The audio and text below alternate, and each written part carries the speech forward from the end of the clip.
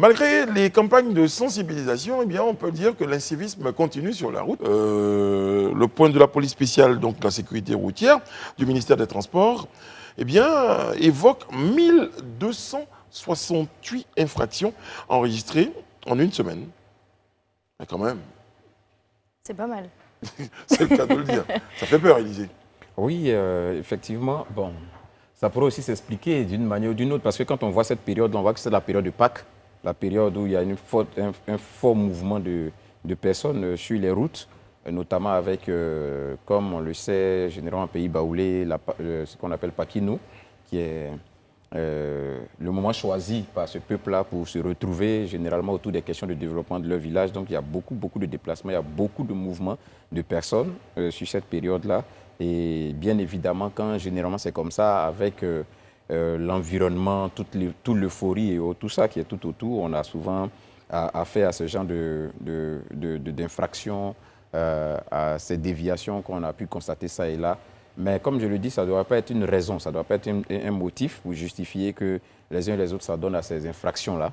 Moi, je félicite déjà les forces de police, les forces de police qui sont restées vigilantes, les forces de sécurité qui sont restées vraiment vigilantes et qui ont pu quand même relever toutes ces infractions-là, qui pour certaines ont subi la rigueur de la loi et pour d'autres certainement ont fait objet de verbalisation ou ont fait juste objet d'avertissement. Mais cela nous interpelle, nous tous en tant que citoyens, sur la nécessité de vraiment faire très attention à ce que nous faisons. Comme j'ai souvent l'habitude de dire, malheureusement, quand un accident arrive ou quand une tragédie arrive due à une mauvaise conduite et autres, tout ça, ben, il y a des victimes parfois innocentes qui, elles, ne sont même pas responsables de la situation, mais qui y perdent la vie.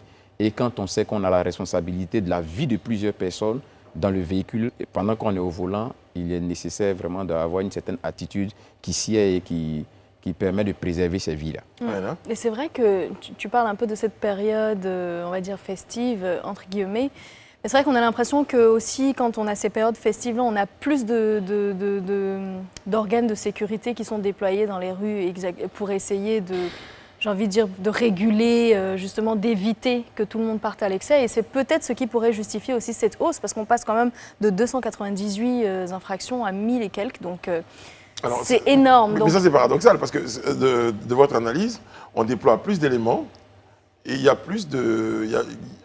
Ce que j'essaie de dire, c'est que si vous constatez déjà, on a plusieurs méthodes en ce moment de verbalisation. On a la vidéo-verbalisation, on a les forces de sécurité routière qui sont présentes et tout ça.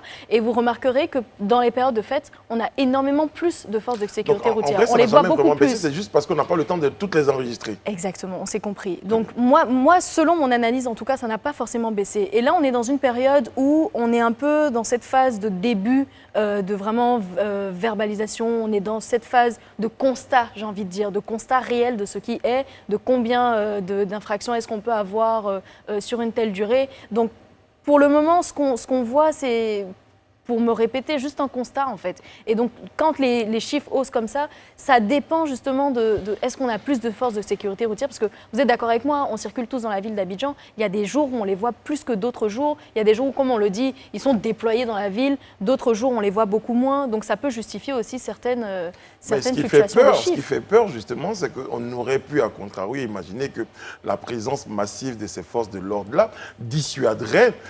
Mais on va en venir. Comme je disais, on est dans une phase de constat. Et c'est aujourd'hui, c'est dans cette phase que tous les conducteurs vont se rendre compte que c'est sérieux, cette histoire, entre guillemets, comme on dit chez nous. Et donc, tout le monde aujourd'hui essaie de faire attention. Tout le monde va essayer de ne pas se faire prendre parce que ça paraît beaucoup plus sérieux.